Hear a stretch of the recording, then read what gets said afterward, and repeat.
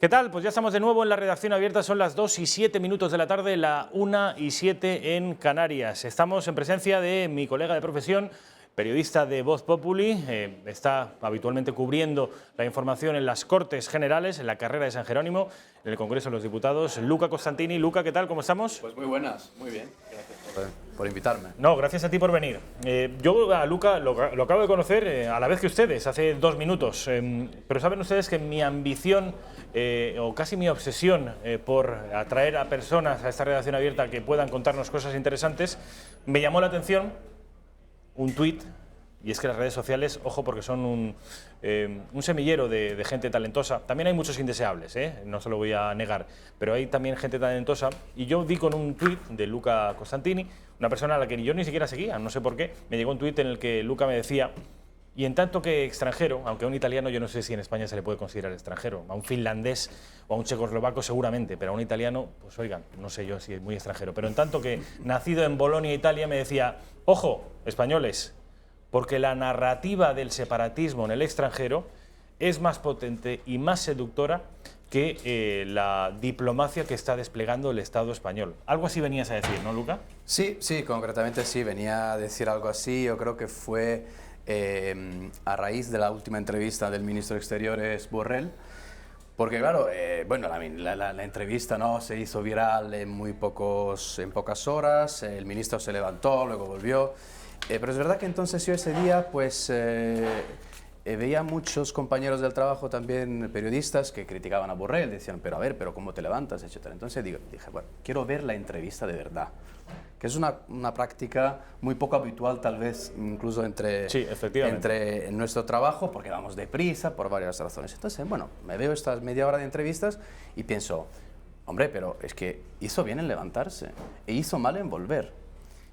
Yo te confieso que no la he visto. ¿Por qué hizo bien en levantarse? A ver, ¿tan indignante fue? Vamos a ver, la primera pregunta que me hice a mí mismo fue: es evidente que el entrevistador, quiero decir, tiene un estilo muy duro, tiene un estilo muy directo, el programa suyo es así, pero yo me pregunto, está entrevistando a un ministro de Exteriores de un país de la Unión Europea que va ahí en calidad, quiero decir, habla en calidad de ministro, no está dando opiniones generales, y le pregunta sobre si el sistema judicial español es independiente, qué opina él del sistema judicial español. Claro, entonces Borrell 3-4 veces contesta: hombre, es que evidentemente es independiente, pues que los jueces hagan lo que tengan que hacer en el juicio, ¿no?, del Tribunal Supremo sobre el proceso el 1 de octubre. Y claro, y se pone nervioso. Luego, bueno, quiero decir, se puede entrar en determinados detalles, pero la verdadera pregunta que me hice ese día fue: ¿sería posible una entrevista de ese tipo a un ministro alemán, francés o italiano? Pues la respuesta, francamente, que doy yo es bastante improbable. Y entonces, sobre eso empecé, digamos, a tejer un hilo, una reflexión sobre lo que está pasando a España con respecto a países, además de la Unión Europea. Y te digo la verdad, me hace daño personalmente, porque al fin y al cabo, hombre, somos países todos de la Unión Europea y tenemos que tener cierta solidaridad y cierta seriedad sobre los acontecimientos políticos que ocurren cada día en nuestros países. Quiero decir, los chalecos amarillos en Francia. En España a nadie se le ocurre pensar, o muy pocas personas se le ocurre pensar, que estamos delante de la nueva Revolución Francesa, o que estamos delante de un movimiento, no sé, moderado. No, vamos a ver, son personas que, por las razones que sean, por el hartazgo, pero están quemando contenedores, son violentos. Entonces, ¿por qué en Europa últimamente, en los últimos años, se mira a España como al primo, en fin, al hermano pequeñito al que hay que aleccionar? Entonces, yo creo que aquí, efectivamente, vosotros, pero me incluyo también, porque vivo aquí en España desde muchos años y me siento español también, como me siento europeo, como me siento italiano, como me siento madrileño y demás. Y claro, digo, oye, aquí hay que reflexionar. Hay que reflexionar, porque cuando había el anterior gobierno del Partido Popular, pues efectivamente hubo una pregunta en plan: oye, ¿qué está pasando con la actividad fuera de España de todo lo que es el cuerpo diplomático? Pues ahora hay un cambio de gobierno hablamos de deshielo, hablamos de que Borrell, pues efectivamente es una personalidad reconocida, porque en fin, fue, digamos, trabajó en la Comisión Europea, en el Parlamento Europeo, perdón, luego estuvo también en Italia dentro de un marco universitario muy importante. Pero ¿qué pasa? ¿Por qué tampoco Borrell está llegando a la opinión pública europea?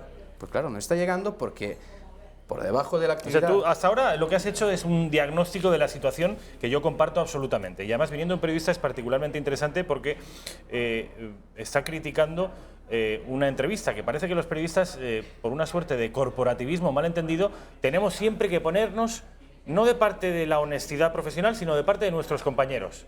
Y yo tengo muchos compañeros con los que discrepo en su manera de hacer entrevistas, por ejemplo. Y tú me estás diciendo que era una entrevista avasalladora. Yo también, las preguntas que pude escuchar fueron bastante, en fin, no incisivas, porque esto no sería negativo, sino irrespetuosas. Y sobre todo comparto esa tesis tuya que a un ministro de Exteriores alemán o francés esto no se lo hubiera dicho. Ese es el diagnóstico y me dices que has estado reflexionando sobre ello. ¿Cuál es la razón por la que España está padeciendo esta crisis de imagen? Hombre, yo creo que la razón... ¿Históricas, culturales? Puede ser histórica. Vamos a ver, yo creo que hay una razón política, de Realpolitik, que es que el Diplocat, que como sabéis es en fin, este servicio paralelo de diplomacia de la Generalitat, pagada, por ser, además, con el dinero de la Generalitat y el dinero, digamos, de los impuestos de todos los españoles, ha ido tejiendo año tras año, contactos en periódicos, en partidos políticos, para vender un relato. Y esa es la cuestión, es el relato. Quiero decir, el relato en ese momento es un problema para España, porque los datos hablan claro. Ayer el ex candidato a la presidencia francesa, el francés Benoît Hamon, se ha reunido con los presos independentistas y está escribiendo tweets a favor de los presos y de que hay dudas sobre la legitimidad del juicio en España. Hoy en Italia, o ayer en Italia, en una asamblea regional en el norte de Italia, diputados del Partido Democrático, que sería, digamos, el equivalente aquí del PSOE, también están abriendo la caja de Pandora. El alcalde de Nápoles, también, digamos, del ámbito de centro-izquierda, pues ha dicho que, hombre, que hay que revisar qué está pasando en España, que los derechos se tienen que... ¿Es de 5 Stelle el alcalde de Nápoles? No, no es concretamente de 5 Stelle, digamos que estuvo con el Partido Democrático, luego ha ido, digamos, coqueteando con los ambientes del 5 Stelle. Pero quiero decir, hay un mensaje que está penetrando en la opinión pública europea de los países como Italia, Francia, ni hablar de Alemania y el Reino Unido, que por eso aquí entraríamos en el ámbito cultural, ¿no? De los protestantismo siglos, versus catolicismo, leyenda negra. Eso es la leyenda negra, o digamos esta idea un poco de superioridad que tienen tal vez los pueblos del norte con los pueblos del sur, ¿no? Los pigs, los que no cumplen con sus deberes en ámbito financiero y demás. Pues yo creo que en todo ese todo revolutum, claro, el independentismo y sus mensajeros han penetrado. Y los resultados pueden ser muy peligrosos. ¿Cuándo? ¿Dónde? En el próximo Parlamento de la Unión Europea. Entonces... Hasta ahora, Luca, en España estábamos relativamente tranquilos porque dentro de toda la tranquilidad que puede dar un problema separatista tan grave como el que tenemos. Porque se nos decía, bueno, los medios de comunicación mayoritariamente, y cuanto más al norte de Europa, más gravosa es la situación, mayoritariamente están, por la épica, por el relato seductor de un pueblo oprimido, están con los separatistas catalanes. Pero se nos decía, pero las cancillerías internacionales, los gobiernos, las instituciones europeas, esas no. Estas están con la legalidad constitucional española. ¿Tú crees incluso que eso también está en riesgo? Vamos a ver, yo creo que a día de hoy no. Hoy en día yo creo que no. Que todavía, digamos, el segmento gubernamental está más o menos controlado porque el cuerpo diplomático ahí sí que llega y evidentemente, repito, digamos, luego el problema que padece España con respecto a sus separatismos internos se pueden despertar pasado mañana en Italia con el norte no sé qué, en Francia que tiene el medio sur de Francia que son también medio catalanes, en Alemania ni hablar, porque el sur de Alemania, vamos, si empieza, Alemania además son protestantes al norte, católicos al sur, y ahí también, que si yo viví en Alemania, incluso tienen dos idiomas casi diferentes. No, eso es cierto, nadie se permite de hablar de dos idiomas, pero vamos. En Reino Unido ya hemos visto, ¿no?, referéndum de Escocia. ¿Y Bélgica? Y Bélgica, bueno. Claro, aquello. Entonces, claro, aquí la reflexión es española y es europea.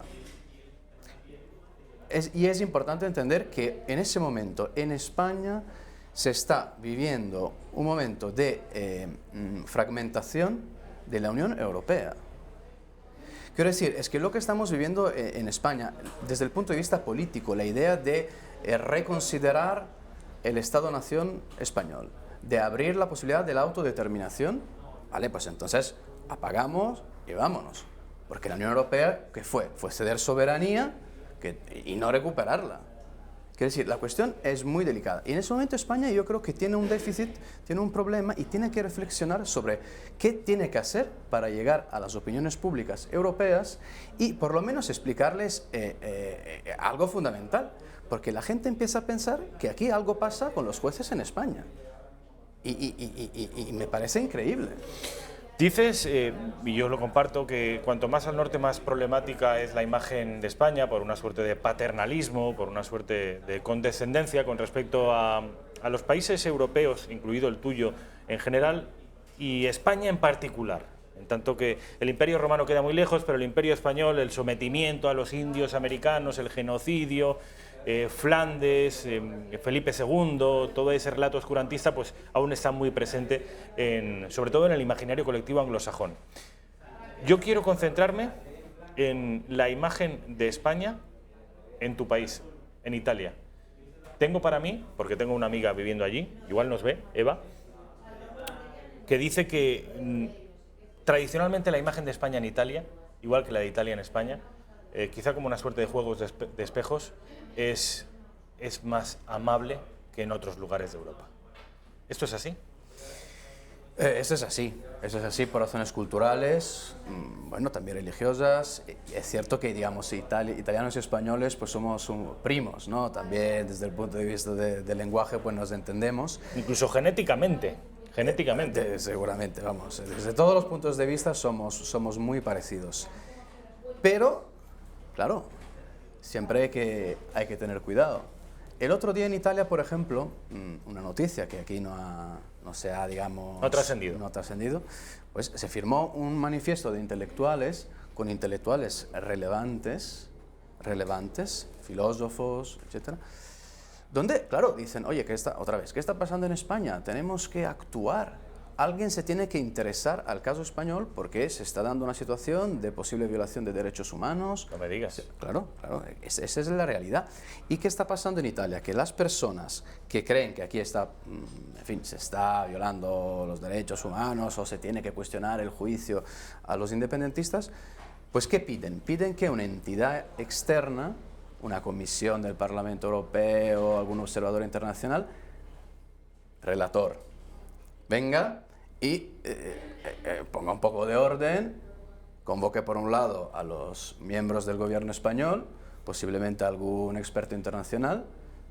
Claro, es que, vamos a ver, la clave de la política independentista es, y ha sido en estos años, el reconocimiento internacional. Y España esto lo tiene que tener muy claro, porque está bien, digamos, lo que puede ser la pelea parlamentaria en el Congreso, está bien lo que puede ser las cuotas de poder, está bien, quiero decir, por la parte interna yo creo que España lo tiene más o menos controlado, pero fuera debe tener mucho cuidado. Y ese es un trabajo que ¿quién tiene que hacer? En mi opinión, lo tienen que hacer por un lado el cuerpo diplomático, que debe efectivamente trabajar mucho, sobre todo en las instituciones comunitarias. Porque las cancillerías, como hemos dicho, más o menos están. Y luego, a través de la opinión pública, los intelectuales españoles, ¿dónde están? ¿Dónde están? ¿Por qué no viajan? No firman manifiestos, no van a Berlín. ¿Cómo es posible lo que ocurrió con Puigdemont en Alemania? Si en lugar de llamarse Carles Puigdemont fuera un alemán y ese alemán de Baviera viniera aquí, ¿pasaría lo mismo? Pues yo tengo mis dudas. Os hago otro ejemplo para que podamos entender de qué estamos hablando. Hace creo un mes o 2 meses en la London School of Economics, que es la universidad más prestigiosa de ámbito de ciencias políticas y economía, se dio una conferencia en la que acudieron 3 o 4 personalidades importantes del mundo independentista. Abogados, claro, de la Clara Ponsatí, que está ahora creo que los nombres, pero en fin. Claro, ¿qué pasó ahí? Había 4 ponentes, los 4 independentistas. Estamos hablando, la London School of Economics es la cantera de la inteligencia europea de aquí a 10, 15 años. Entonces todos los estudiantes que están ahí estaban escuchando y decían, hombre, claro, ¿qué pasó? Que por suerte están naciendo algunos colectivos interesantes. Aquí aprovecho para también hacer un poco de informar. Un colectivo que se llama Foro de Profesores, por ejemplo, que es un foro de profesores españoles que, claro, está despertando. Y entonces, ¿qué está haciendo? De vez en cuando en algunos periódicos europeos, pues empieza a enviar una tribuna, empieza a contestar a otra tribuna escrita por un miembro del mundo independentista. Y en el caso concreto del que estaba hablando, de la London School of Economics, envió a un importante intelectual español para intentar, por lo menos, a Nacho Torreblanca, para intentar un poco poner algo de sabiduría y algo de verdad en lo que estaba ocurriendo. Pero claro, en las universidades en Suiza, en Alemania, es que esto pasa muy, muy a menudo. Entonces yo creo que, digamos, el famoso soft power del que se ha hablado tanto, ¿no? De que nosotros, las personas que hemos estudiado políticas y demás, pues lo tenemos muy claro, pues España tiene que... El poder blando eso es. Lo hemos dejado bastante de lado. Y además yo tengo para mí, esto va en el sentido de lo que tú decías, ¿dónde están los intelectuales españoles? ¿Dónde están sus visitas, sus excursiones a Bruselas, a Estrasburgo, a Berlín, a París? ¿Dónde están los manifiestos que habrían de firmar y que no firman? Tengo para mí que además en España una parte de los españoles, por lo general la más escorada a la izquierda, y cuanto más a la izquierda más problema, tienen un problema de identificación nacional. Aún arrastran una serie de complejos que les impiden reconciliarse con su propio país, y eso, cuando aparece un brote, un virus, como es el que tenemos ahora, un virus separatista, te das cuenta de que no teníamos anticuerpos. El virus está empezando a afectar al organismo y el organismo no cuenta con anticuerpos. Hay pocos intelectuales dispuestos a dar la cara por España, porque algunos de ellos, no digo que todos, pero sí algunos, piensan que España no es una suerte de artefacto estropeado que vendría a ser una suerte de Franco de los Reyes Católicos y Don Pelayo removido y que te sale una cosa muy facha. Entonces, eso es un problema con el que España ha de contar y que estamos en peores condiciones que si el virus separatista hubiera afectado a Italia, a Francia o a Alemania. Con esto hay que contar. Una última pregunta, Luca, nos queda muy poquito tiempo. Vamos a cambiar de asunto, porque me decía un compañero, Javi Torres, pregúntale, en tanto que italiano, por Matteo Salvini. No en general, porque necesitaríamos media hora para que me hablaras del personaje y lo complejo de su movimiento, sino por la actitud del Papa Bergoglio, el Papa Francisco, accediendo a entrevistarse y a fotografiarse con líderes como Evo Morales, con los cubanos, y parece que al ministro del Interior italiano, a Matteo Salvini, le ha dicho que con él no se reúne, ¿no? Bueno, aquí entramos en otra curiosidad, ¿no? Quiero decir, el otro día en la entrevista que dio el Papa a Jordi Évole, pues el Papa, ¿no?, criticó abiertamente la actitud de España eso, con el tema del Open Arms y su política migratoria. Pues claro, vamos a ver, el Papa está en Italia y Italia en este momento, que si el Vaticano se ubica en Roma y vamos, entrar y salir del Vaticano es como entrar aquí y salir de la calle. Y claro, el Papa, pues con respecto a Salvini, pues tampoco le está pisando mucho los pies, quiero decir. Entonces, claro, es otra evidencia, ¿no?, al fin y al cabo, de la fuerza de la política exterior española, que yo no quiero volver siempre al mismo tema, pero claro, en fin, yo entiendo que el Papa, bueno, evidentemente puede criticar quien quiera, está en su derecho, pero yo entiendo que también, hombre, quiero decir, en Italia lo que está pasando desde el punto de vista de la política migratoria pues es muy cuestionable. La Iglesia Católica pues evidentemente está ahí y claro, ve a los barcos parados en los puertos del sur de Italia ve al gobierno italiano rechazar barcos con 20, 30, 40 personas que, vamos, pueden morir de un día para otro, y hacer relativamente poco, ¿no? Entonces, claro, quiero decir, la idea un poco que tengo yo es que con España todo vale, un poco todo vale.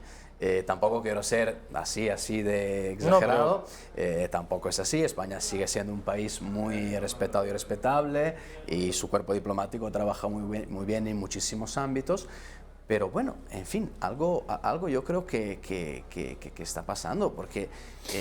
Las declaraciones de López Obrador, por ejemplo, en México, hablando... En el momento que el alcalde de Bruselas hace algunos meses habló en fin, de los tercios españoles, en el imaginario colectivo internacional sigue existiendo una imagen de España como un imperio integrista, católico... Pero yo, Rafa, perdona que te interrumpa, aquí me gustaría apuntar una cosita. Y al fin y al cabo, la debilidad de España al exterior es también el reflejo de la debilidad de España en su interior. Quiero decir, ¿no? Como era en Barcelona, que se cuestionaba la figura de Colón, no sé qué, si Colón es el nuevo Adolf Hitler. Un genocida. En fin. Quiero decir, claro, en Italia hay mucha fragmentación política, y mucha tensión y conflicto. Pero claro, tú fíjate que incluso Salvini es la Liga Norte, teóricamente un partido separatista y demás, pero vamos, quiero decir, ahora mismo la Liga Norte está en un proceso de casi reinvención y casi ya se quiere llamar la Liga Nacional. Quiero decir, nacional de toda Italia. Sí, al fin y al cabo es así, está buscando votos en el sur de Italia, lo tiene difícil porque claro, todavía tiene, digamos, para la gente del sur un poco la imagen, hombre, pero tú vienes aquí de Milán, me has dicho durante 20 años que yo no trabajo y que tú trabajas, pues es difícil comprar ese tipo de relato. Pero claro, es que la idea de nación y intentar reconocer España como nación, pues aquí en ese país es complicado. Es complicado, es que claro, con que hagas un discurso mínimamente patriótico, y patriótico son muchas cosas. Patriótico es también pagar impuestos, sin duda, pero patriótico también es reconocer, pues en fin, la historia común de un país. La historia común de este país, los españoles se reconocen en esta historia común. Han pasado 80 años desde la Guerra Civil, y ¿cuál es la reflexión? ¿De qué se está debatiendo en las universidades españolas sobre la guerra civil? ¿Cuál es el debate? Yo asistí a debates, a seminarios sobre la guerra civil. Y claro, es que da la sensación que hay fuerzas políticas, partidos políticos e intelectuales, que yo no sé si por interés electoral o incluso de bolsillo, de vender libros y no sé qué. Pero claro que intentan un poco evitar que España se construya sobre todo lo que ha ocurrido. Las guerras civiles nunca pasan. Pero hay que decir, oye, pero eso fue el pasado. Y ahora vamos a construir, dentro de nuestras diferencias, pues un país unido. Porque si no, quiero decir, es obvio que si nosotros tenemos a personas aquí, catalanes, que se van a la Universidad de Escocia y hablan con el máximo experto de temas de autodeterminación, son asistentes suyos y todo el día le dan, perdona la expresión, la matraca de que en España no se respetan los derechos humanos, de que no sé qué, no sé cuánto, claro, la gente al fin y al cabo es también de buena fe. Como tú y yo, estamos con nuestros amigos, y si todos tus amigos te dicen, oye, mira, es que en Italia se está viviendo una crisis, no sé qué, claro, tú te acabas convenciendo. Entonces, es un problema que en ese caso en España se tiene que abordar también en el ámbito de la educación, que es otro capítulo pendiente que tenéis aquí. En Italia la educación es una educación igual para todos. Que tú estés en Palermo, en el sur de Italia, o en Milán, la educación es la misma. Y te habla una persona que es hijo de una profesora de colegio. Por lo tanto, claro, el tema de la educación, que por cierto no está en la campaña electoral, estuvo creo en la última, pero no está, debería entrar.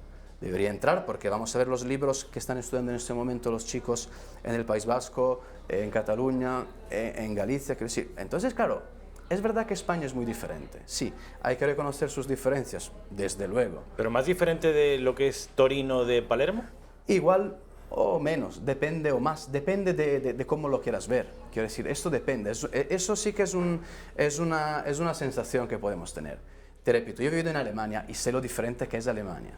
Berlín es muy, muy diferente del sur de Alemania. E Italia también, ni hablar. Yo creo que es más diferente. Yo voy a Nápoles y no entiendo el dialecto napoletano, no lo entiendo. Quiero decir, pero hay un eje vertebrador, que es la educación. Y ahí es donde España tiene que jugar el partido dentro y fuera. Y dentro es la educación, francamente. Y fuera es la opinión pública. Abrirse y hacerlo bien. Porque si no, dentro de un par de años, o 4 o 6, vais a empezar a tener el problema de que hay partidos europeos respetados y respetables, como es el caso de los socialistas franceses, y que podría ser incluso el caso del Partido Democrático Italiano, que digan, yo creo que en España es necesario un relator. ¿Y ahí cómo se sale? Luca, quiero que sepas que estoy entusiasmado con la visita que has tenido aquí Pues y que gracias. queda dicho que si quieres venir otra vez, por mí será Encantado. un auténtico placer. Me Gracias. encantaría que volvieras. Muchas gracias.